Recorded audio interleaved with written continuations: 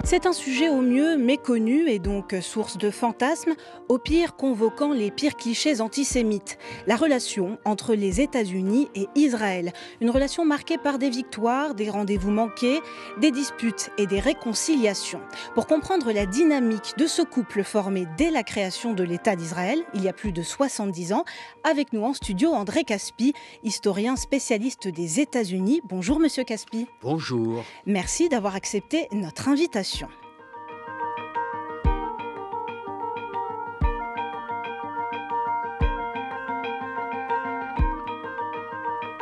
Et avant de remonter avec vous le fil de l'histoire de cette relation spéciale, un mot d'actualité, 22 mois après l'attaque du Hamas le 7 octobre 2023 et la riposte israélienne à Gaza, dont l'escalade est condamnée par la communauté internationale, le soutien sans faille de l'administration américaine à l'armée israélienne est fustigé par d'ex-responsables israéliens de sécurité et désormais contesté jusque dans le camp conservateur américain du jamais vu.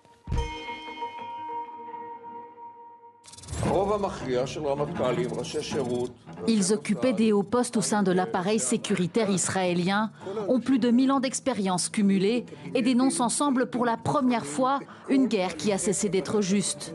Dans un appel adressé au président américain, 550 anciens chefs espions, militaires, policiers et diplomates israéliens affirment que le conflit dans la bande de Gaza a conduit le pays à perdre sa sécurité et son identité. Peu importe à quel point l'armée est bonne, une guerre sans but politique est une défaite garantie. Ces anciens hauts responsables israéliens estiment que les deux principaux objectifs, c'est-à-dire démanteler les formations militaires et le gouvernement du Hamas, ont été remplis depuis longtemps.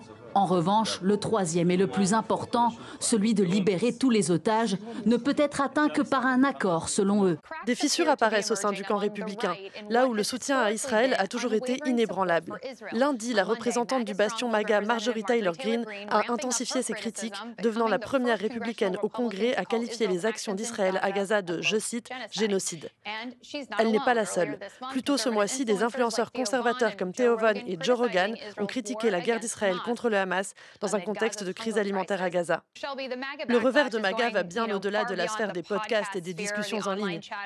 Un nouveau sondage Gallup révèle que 6 Américains sur 10 désapprouvent les actions militaires d'Israël dans la bande de Gaza. Et pour faire le point avec nous, Lola Ovarlé, journaliste à l'Opinion en charge de l'actualité des Amériques. Lola, le soutien américain à Israël est un des piliers idéologiques de la droite américaine. Pourquoi ce soutien est-il aujourd'hui remis en cause ? Alors, il reste quand même majoritaire au sein du Parti républicain, mais c'est vrai qu'en maintenant bientôt 2 ans de guerre à Gaza, on voit des fissures. En tout cas, le soutien n'est plus aussi automatique qu'il était pendant un moment donné. Une des raisons, c'est les images, en fait, à Gaza qui commencent à toucher, y compris des républicains qui n'ont pourtant pas beaucoup d'aspiration humanitaire ou quoi que ce soit. Par exemple, Marjorie Taylor Greene, qui, pour la première fois, une représentante du Congrès, qui a complètement utilisé le mot génocide, alors qu'on avait tendance à plutôt voir des démocrates, plutôt de l'aile gauche, l'utiliser, ce terme. Donc ça, c'était très marquant pour eux. Après, c'est vrai qu'en 2 ans, les républicains, même choqués en privé, n'ont pas beaucoup exprimé de critiques ouvertes publiques. Mais on voit quand même qu'il y a des fissures, notamment par rapport au traitement des chrétiens dans la région. Par exemple, l'ambassadeur américain en Israël, Mike Huckabee, qui est un évangélique, il a un vrai attachement spirituel à Israël. Il a été complètement consterné par les frappes sur une église catholique de Gaza et également sur l'incendie d'une église dans un village palestinien en Cisjordanie. Et il a exprimé une critique très, très, très ferme envers le gouvernement israélien. Et est-ce que c'est révélateur de fractures au sein de la mouvance MAGA, Make America Great Again, rendre sa grandeur à l'Amérique, en français, la base électorale de Donald Trump ? Oui, bien sûr. Alors, déjà, MAGA n'étant pas un monolithique, il y a plein d'aspirations et de personnes différentes. Il y a toujours eu des divisions sur tous les sujets, en tout cas sur Israël particulièrement, parce qu'on a aujourd'hui une branche de faucons, on va dire, les traditionnels, qui sont aussi mélangés avec les évangéliques qui ont un attachement stratégique, spirituel, culturel, civilisationnel à Israël. Et puis, il y a les isolationnistes qui, eux, considèrent que là, depuis le retour de Donald Trump au pouvoir, Israël profite de Donald Trump qui est assez enclin à protéger Israël pour tirer les États-Unis vers des guerres, et des guerres qui sont coûteuses, inutiles souvent. Donc, il renvoie ça, par exemple, aux guerres en Irak ou en Afghanistan. Et ça, on l'a vu surtout au moment des affrontements avec l'Iran, au moment où Tucker Carlson attaque directement Donald Trump en lui disant « il ne faut pas taper sur Téhéran, il ne faut pas s'engager dans une guerre comme ça, et c'est de la faute d'Israël si on est au point d'y arriver. Et est-ce que ces remous, justement, pourraient avoir des conséquences sur la politique étrangère américaine ? Sur le court terme, je ne pense pas, dans la mesure où MAGA reste quand même le mouvement de Donald Trump. Et c'est lui qui choisit quelle direction elle prend. Donc pour l'instant, Donald Trump, il est clair qu'il est pro-israélien. Il est prêt à laisser le gouvernement de Benjamin Netanyahou faire ce qu'il veut, même s'il est critique parfois, notamment sur la question humanitaire à Gaza. Après, cela dit, sur plusieurs années après, une fois que Trump ne sera plus au pouvoir, avec la montée de l'isolationnisme partout, y compris au Parti démocrate, et également une opinion publique qui a été très choquée par la guerre à Gaza, je pense qu'on verra des administrations qui seront plus prudentes vis-à-vis d'Israël. On ne va pas lui tourner le dos, ça jamais. On va peut-être conditionner le soutien, notamment militaire. Et on va essayer de s'extirper au possible de la situation en s'appuyant notamment vers d'autres alliés, comme notamment les pays du Golfe, par exemple. Merci Lola Ovarlé, journaliste en charge de l'actualité des Amériques au journal L'Opinion. France Culture, le magazine du week-end. Oumi Diallo. André Caspi, historien, spécialiste des États-Unis, fin analyste de l'histoire politique, diplomatique et culturelle de ce pays, professeur émérite à l'université Paris 1, Panthéon-Sorbonne et auteur de nombreux ouvrages de référence. Merci d'être avec nous pour ce grand entretien. Comment allez-vous ? Je vais très bien et je vous remercie de votre invitation. C'est un plaisir. André Caspi, vous avez passé votre vie à étudier l'Amérique, ses choix et ses contradictions. D'abord, une réaction à ce débat qui secoue la sphère trumpiste. Que faut-il en retenir ? Donald Trump s'est en partie fait élire sur une promesse de paix au Moyen-Orient. Pour l'instant, c'est un échec. Oui, je dirais qu'il y a un grand changement aux États-Unis vis-à-vis d'Israël. Ce grand changement tient au fait que pendant très longtemps, c'était les démocrates qui étaient les principaux soutiens de l'État d'Israël. Et d'ailleurs, les Américains juifs votaient à 80% pour les candidats démocrates. Or, ce soutien aux démocrates a beaucoup faibli. Et aujourd'hui, j'ai quelques difficultés à l'évaluer, mais il se situe aux environs de 65 ou 70%, parce que, au fond, si vous vous rappelez bien, il y a eu, dans les mois derniers, beaucoup d'agitation sur les campus universitaires, une agitation pro-palestinienne, hostile à Israël, non pas simplement à la politique d'Israël, mais à l'État d'Israël. Et par conséquent, les démocrates qui ont soutenu, plus ou moins, Joe Biden, qui ont soutenu ce mouvement, notamment l'aile gauche du Parti démocrate, ont contribué finalement à faire perdre une partie de leur popularité auprès de l'électorat juif. En revanche, du côté des républicains, il y a eu au contraire une sorte d'appel d'air.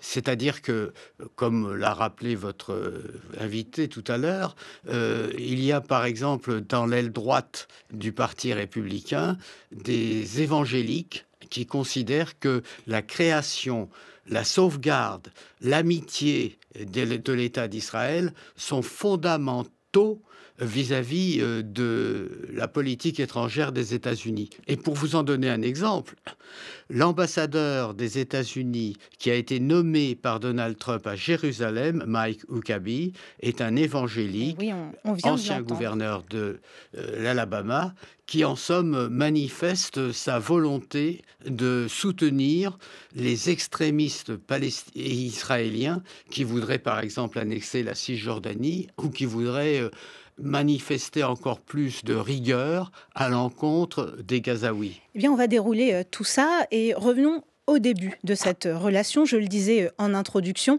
la relation entre les États-Unis et Israël a officiellement commencé très tôt, quand 11 minutes exactement après sa création en 1948 par le Premier ministre israélien David Ben-Gourion, le président américain Harry Truman est le premier chef d'État à reconnaître l'État d'Israël. Pour quelle raison, André Caspi ? Je dirais que c'est par remords. C'est-à-dire qu'au fond, les États-Unis n'ont pas fait grand-chose pour sauver les Juifs pendant la Seconde Guerre mondiale, ou en tout cas, ils ne pouvaient plus faire grand-chose. Ils auraient pu faire grand-chose avant, c'est-à-dire si les quotas qui limitaient l'immigration aux États-Unis n'avaient pas été aussi stricts, et ils n'étaient pas des quotas contre les Juifs, mais ils étaient contre les nationalités dont les Juifs étaient souvent porteurs. Ce qui veut dire que l'immigration juive aux États-Unis a été réduite, et cela a contribué, bien entendu, à maintenir d'une population juive en Europe qui a été la victime de la Shoah. Donc Harry Truman a été une sorte de, pourrait-on dire, de porteur de cette réparation, volonté de réparation peut-être. Oui, de cette réparation, de cette communion avec les souffrances de la population juive qui avait survécu, et c'est la raison pour laquelle il a reconnu immédiatement l'État d'Israël. Cela dit, il ne faut pas oublier que Truman n'avait pas une sympathie débordante pour l'État d'Israël, mais il considérait que c'était le devoir des États-Unis de manifester leur soutien pour ce nouvel État. Et est-ce que justement Israël a toujours eu besoin du soutien d'une superpuissance dans son histoire ? Oui, mais le soutien pour Israël n'a pas été limité aux États-Unis, parce que jusqu'en 1967, le principal soutien des États-Unis dans le monde, c'était la France. Ah. Oui, je dis bien la France. Et c'était la France parce qu'il y avait une communauté, pourrait-on dire, de vues entre les Israéliens et les Français qui faisaient face à un problème de décolonisation et par conséquent au problème de l'hostilité du monde arabe à l'encontre de la politique que menait Paris, et qui se retrouvait en somme en communion d'idées avec l'État d'Israël. Et la meilleure preuve, c'est que, au fond, quand Israël commence ses recherches nucléaires, c'est avec l'appui de la France. Et cela inquiète les États-Unis. Par exemple... Et là, on est en quelle année, alors, le début de ces recherches ? C'est ce que j'allais vous dire, c'est-à-dire que le président John Kennedy, 1961-1963, pour vous faire plaisir, le président John F. Kennedy considère que c'est un danger pour le monde que l'État d'Israël puisse obtenir l'accès au nucléaire. Mais en revanche, il n'empêche que les recherches franco-israéliennes continuent, et c'est ainsi que l'État d'Israël devient une puissance nucléaire, alors bien après la mort de Kennedy, mais en tout état de cause, contre la volonté des États-Unis. Le changement, c'est la question que vous allez me poser. Exact. Par conséquent, Exactement. je réponds à l'avance. Eh bien, écoutez, vous avez bien fait de venir. Le changement se produit en 1967, lorsque le général de Gaulle montre son hostilité à l'égard d'Israël, et j'ai apporté tout exprès le texte. Ah oui, vous êtes bien équipé. Hein. Je suis prêt éventuellement à vous le lire, parce que c'est quand même un texte qu'il faut rappeler.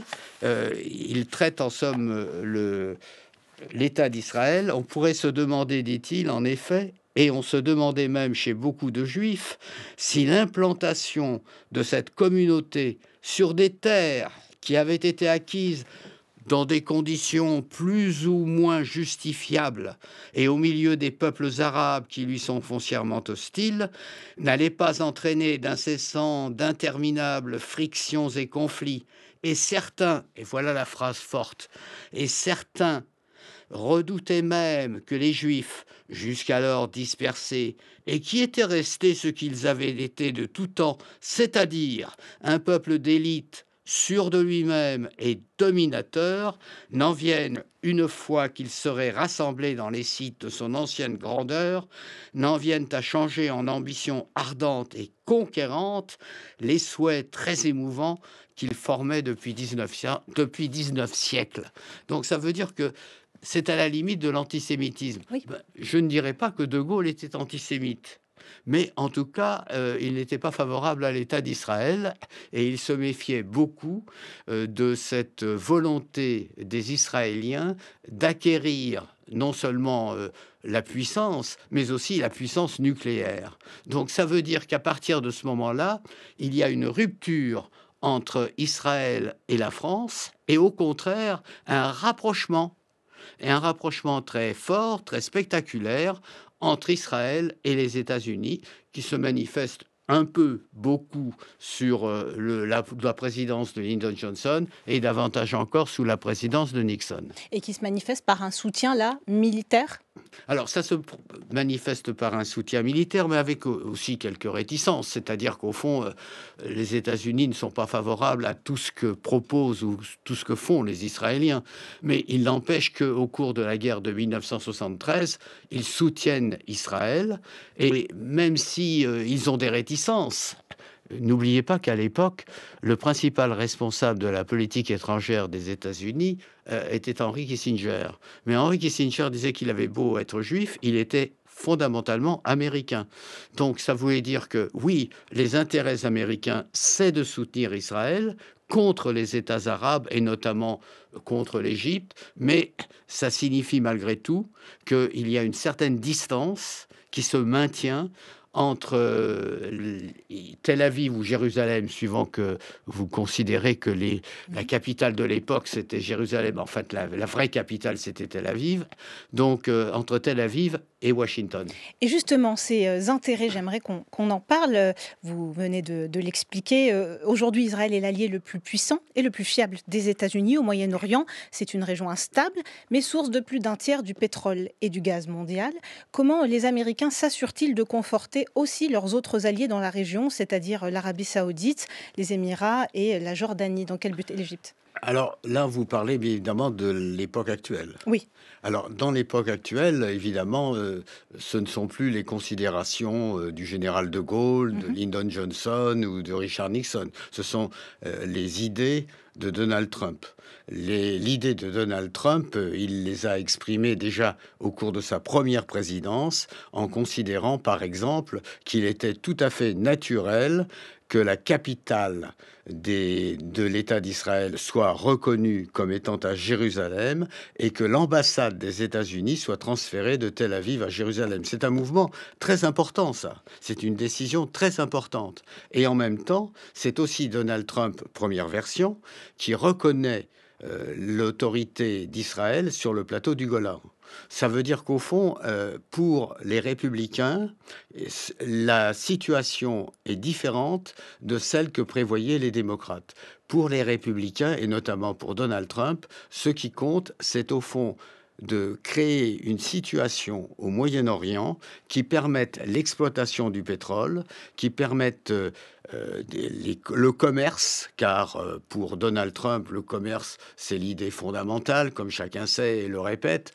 Donc ça veut dire qu'il faut que l'Arabie Saoudite, qui est le principal producteur de pétrole, qui est le principal allié des États-Unis dans cette région, soit en somme en position de se rapprocher de l'État d'Israël dans toute la mesure du possible. Alors, ça n'est pas encore fait, mais il n'empêche que les accords d'Abraham, tels qu'ils ont été négociés avec l'appui de Donald Trump pendant sa première présidence, les accords d'Abraham font que plusieurs États arabes, sans l'Arabie saoudite, reconnaissent l'État d'Israël. Et ça, c'est un progrès considérable que l'on doit aux républicains. Donc le but, c'est de stabiliser dans l'intérêt du commerce autour du pétrole. Vous avez très bien résumé. Et pendant de nombreuses années, le conflit israélo-arabe a aussi été le principal terrain d'expérimentation des armes américaines. Expliquez-nous. Oui. Dans un certain sens, c'est-à-dire qu'au fond, les Américains n'ont pas besoin des Israéliens, mais il y a entre les Israéliens et les Américains un certain nombre de rapprochements qui font que, en fin de compte, ils ont travaillé ensemble et continuent de travailler ensemble, même s'il y a parfois des divergences, même si parfois il y a je dirais même un mécontentement d'un côté ou de l'autre. Donc, c'est-à-dire qu'on parle de tests d'armes dans le conflit, d'armes américaines? C'est vrai pour les armes, c'est vrai pour l'industrie, c'est vrai pour le commerce dans un certain sens. Ça ne signifie pas qu'Israël soit une colonie des États-Unis. Les Israéliens continuent à revendiquer et à maintenir leur indépendance vis-à-vis de Washington, mais Washington, c'est le principal allié. C'est l'allié sur lequel on peut compter.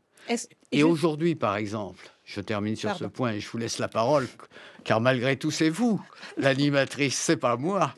Donc, le résultat, c'est qu'aujourd'hui, par exemple, lorsque un certain nombre de pays reconnaissent l'État de Palestine, un État qui n'existe pas, dont on ne sait pas très bien ce qu'ils seraient, dont on ne connaît pas les frontières éventuelles.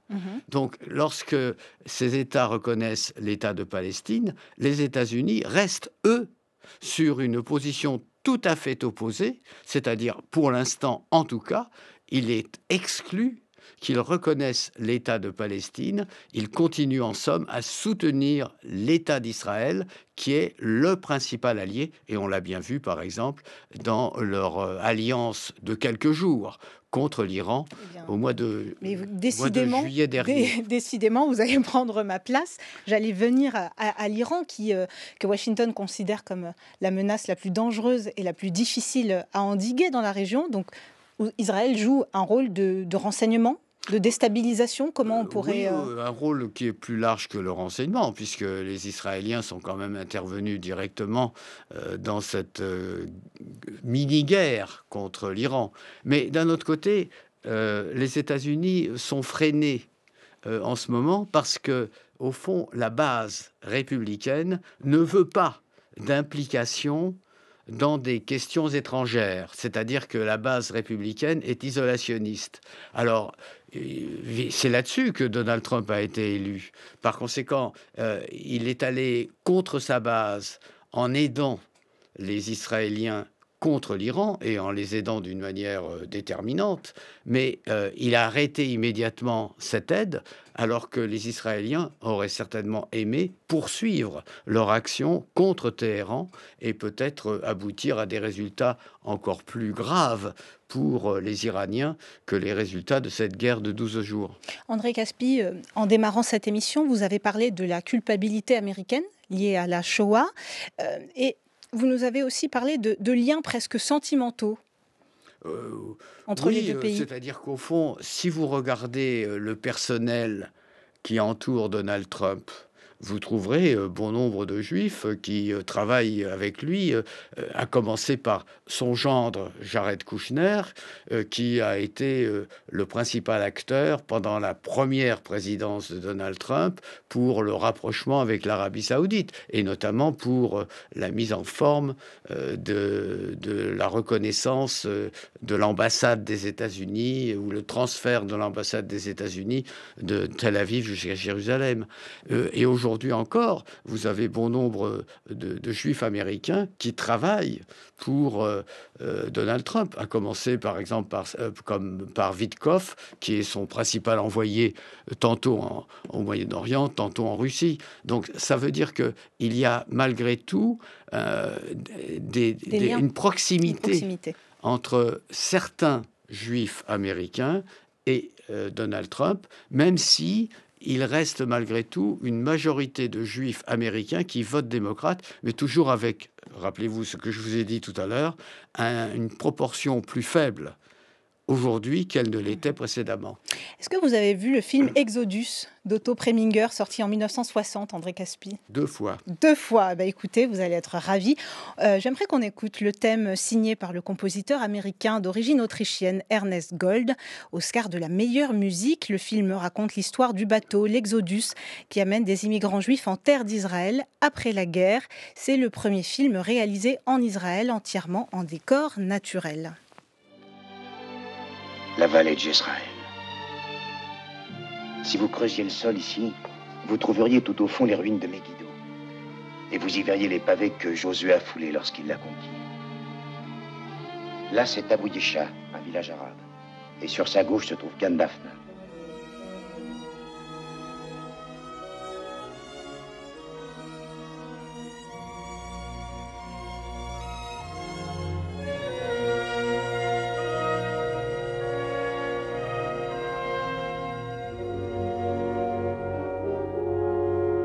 De retour avec André Caspi, et après Israël, embarquons en direction Washington. J'aimerais qu'on revienne ensemble sur cette notion de lobby juif et la différence avec le lobby israélien et finalement leur influence réelle sur la politique étrangère américaine. Tout d'abord, la notion de lobby est proprement américaine. C'est-à-dire un lobby, en anglais, signifie un couloir, c'est-à-dire un mode de pression sur le pouvoir. Donc il y a en effet un lobby juif qui est largement phagocyté par le lobby israélien. Ce lobby juif se manifeste par l'American Israeli Political Action Committee, les PAC, mais il y a d'autres organisations juives qui travaillent également sur le même problème. Ça n'a rien de douteux, ça ne mérite pas le soupçon. Oui, parce que c'est vrai que c'est souvent un petit peu instrumentalisé. Oui, c'est-à-dire au fond, en français, quand on dit un lobby, ça signifie quelque chose de secret, de qui tire les ficelles dans l'ombre. En même temps, quelque chose que l'on doit calomnier, dénoncer, parce que c'est très mauvais. Aux États-Unis, c'est l'inverse. C'est-à-dire qu'au fond, le lobby, c'est un groupe de pression qui est organisé, qui a une vitrine, pourrait-on dire, qui agit sur les législateurs, mais qui agit aussi sur le pouvoir exécutif au profit d'une cause. Et quand on dit qu'il y a un lobby juif, il y a aussi un lobby anti-juif. Donc, tout naturellement, si vous voulez, les lobbies s'opposent les uns aux autres. Et puis, il y a des lobbies juifs pro-israéliens, des lobbies juifs progressistes qui exigent un cessez-le-feu et prônent aussi une solution pacifique à deux États. C'est une nébuleuse, en fait. Vous parlez de nébuleuse. Oui, alors, c'est ce deuxième lobby que vous évoquez se manifeste surtout du côté des démocrates de gauche. Oui. Mais alors, je vais vous citer un exemple qui est quand même très particulier. Vous voyez, aujourd'hui, il y a une campagne électorale qui se déroule dans la ville de New York parce que les élections municipales auront lieu en novembre. Et dans cette campagne électorale, les démocrates ont choisi comme candidat un socialiste. Ce qui est déjà extraordinaire aux États-Unis, parce que le socialisme aux États-Unis, ça n'est pas un parti qui est considéré comme gouvernemental, c'est quelque chose d'extraordinaire qui n'existe pas, ou presque pas. Mais en revanche, ce socialiste new-yorkais, c'est un musulman qui fait campagne sur des thèmes que l'on pourrait dire plutôt de gauche à l'intérieur du Parti démocrate. Et ce que l'on constate, c'est que 20% de l'électorat juif de New York, je vous rappelle que New York est la plus grande ville juive des États-Unis, 20% de l'électorat juif a voté pour Mamdani. C'est-à-dire qu'au fond, cela signifie qu'il n'y a pas une sorte de conglomérat juif qui vote indistinctement pour un électorat, pour un candidat juif et qui s'oppose à un candidat qui serait hostile aux juifs. Non, en fait, il y a à New York une sorte de division de l'électorat juif, et cette division signifie qu'il y a un changement qui s'est produit dans la communauté juive aux États-Unis. Ce changement se manifeste à New York, mais peut-être se manifestera-t-il ailleurs encore, dans d'autres villes ou dans d'autres États. Est-ce qu'il serait lié très rapidement à une forme de montée d'antisémitisme après le 7 octobre? Ce n'est pas une montée d'antisémitisme, c'est plutôt, je crois, une hostilité au gouvernement actuel d'Israël. C'est-à-dire, au fond, c'est parce que l'on est contre Benjamin Netanyahou, que l'on est contre les alliés de Benjamin Netanyahou, que l'on prend parti, en somme, pour s'opposer précisément à cette politique israélienne. Mais ça ne veut pas dire que l'on souhaite la disparition de l'État d'Israël. Ça veut dire que l'on voudrait que l'État d'Israël soit moins à droite, ou si vous préférez, plus à gauche. Plus à gauche. En revanche, il y a entre 6 et 7 millions de juifs aux États-Unis, avec des manières différentes de vivre cette judéité, bien sûr, et on le voit. En revanche, il y a environ 91 millions de chrétiens évangéliques. Vous l'avez dit un peu plus tôt dans l'émission, persuadés que pour que le Messie revienne sur terre, il faut que les Hébreux disposent de terres que Dieu leur a données pour qu'ils puissent ensuite se convertir au christianisme. Alors eux, ils sont plutôt favorables à la politique de Benjamin Netanyahou et ils constituent la base électorale de Donald Trump. André Caspi, les chrétiens évangéliques influencent-ils la politique étrangère américaine? Oui, je réponds oui. C'est-à-dire qu'au fond, ils constituent la base du Parti républicain, une des bases du Parti républicain. Et comme je l'ai rappelé tout à l'heure, l'ambassadeur des États-Unis à Jérusalem est un chrétien évangélique. Donc ça veut dire qu'il y a là, si vous voulez, de la part de Donald Trump, un soutien important qu'il ne peut pas négliger totalement. Alors, la question qui se pose peut-être, c'est de savoir si les Juifs ont raison ou non d'avoir pour alliés les chrétiens évangéliques. Parce que finalement, les chrétiens évangéliques imaginent le jour où tous les Juifs vont se convertir. C'est paradoxal. Mais alors, la réponse des Juifs est simple, on n'y est pas encore. France Culture, le magazine du week-end. Oumi Diallo. Troisième partie de notre émission consacrée à la relation entre les États-Unis et Israël. Quelle place pour la Palestine ? Depuis les années 70, l'Amérique est l'acteur clé du processus de paix, jouant un rôle de négociateur entre les deux protagonistes.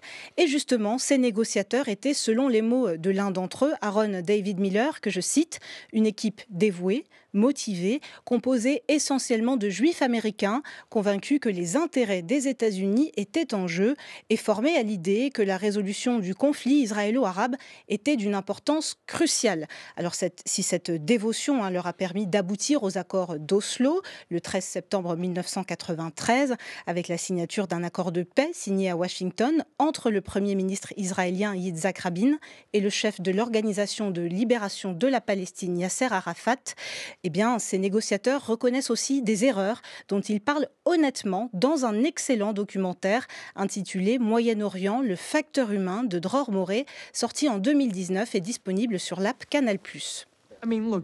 Soyons clairs, je vous le dis comme je le pense. Imaginons que les deux parties soient ma main gauche et ma main droite. Si la place du médiateur est au milieu, ce n'est pas celle des États-Unis. On a rarement joué ce rôle. La méthode de négociation des Américains consistait à coordonner leur position avec Israël, à voir jusqu'où Israël était prêt à aller et à tenter ensuite de vendre le résultat aux Palestiniens. Pour un Palestinien, quel est l'intérêt de négocier avec les États-Unis, puisqu'ils ne sont, selon les termes d'Aaron Miller, que l'avocat d'Israël? Je sais reconnaître un avocat quand j'en vois un. Et trop de personnes dans l'administration Clinton, y compris moi, ont souvent joué le rôle d'avocat d'Israël dans les négociations. Est-ce qu'on avait un avocat palestinien dans l'équipe ?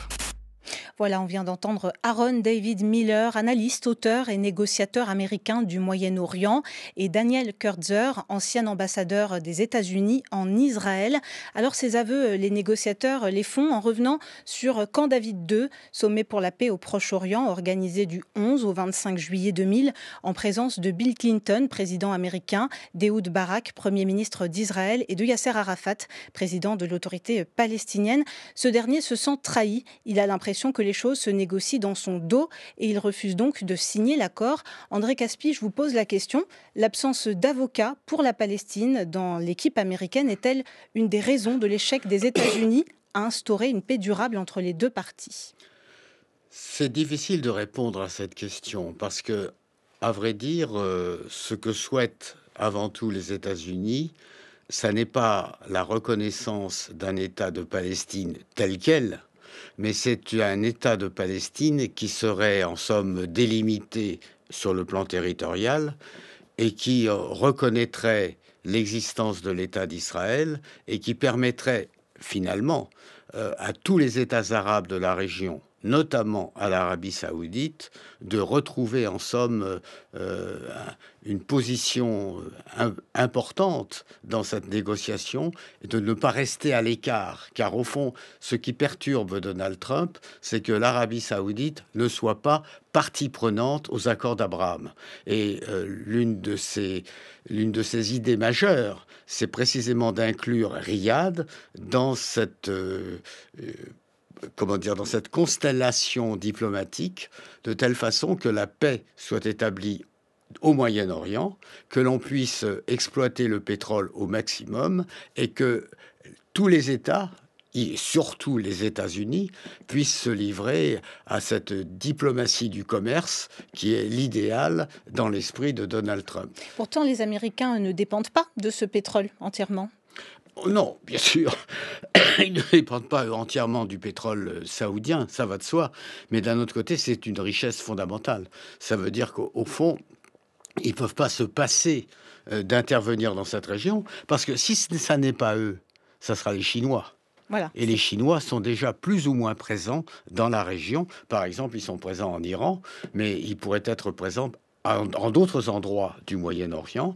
Donc le conflit planétaire entre les États-Unis et la Chine a aussi pour théâtre le Moyen-Orient et a aussi pour théâtre les relations entre les Palestiniens et les Israéliens. Donc si on devait résumer, on a un soutien stratégique, on a un soutien militaire, et puis avec des raisons morales, si je devais synthétiser.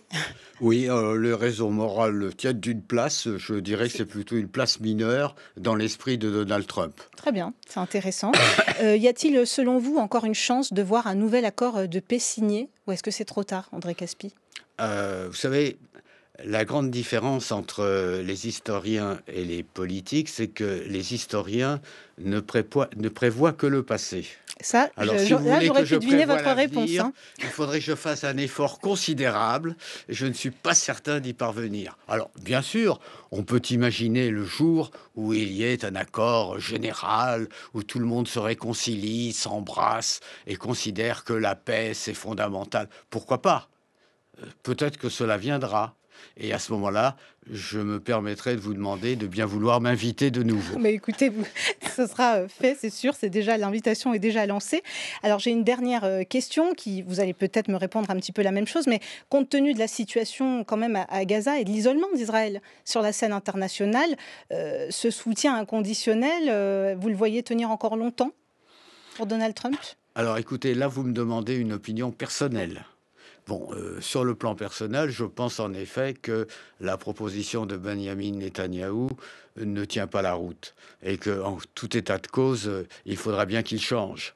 Parce que je vois mal comment les Israéliens vont occuper toute la bande de Gaza, comment ils vont reconstruire ce qui a été démoli. Alors, est-ce qu'ils vont essayer de réaliser cette idée que Donald Trump a émise de faire une Riviera, une sorte... Effectivement, la morale est bien loin. Oui, c'est-à-dire que non seulement la morale est bien loin, mais il faut reconnaître aussi que les réalités sont bien loin. Parce que que fera-t-on des Gazaouis ?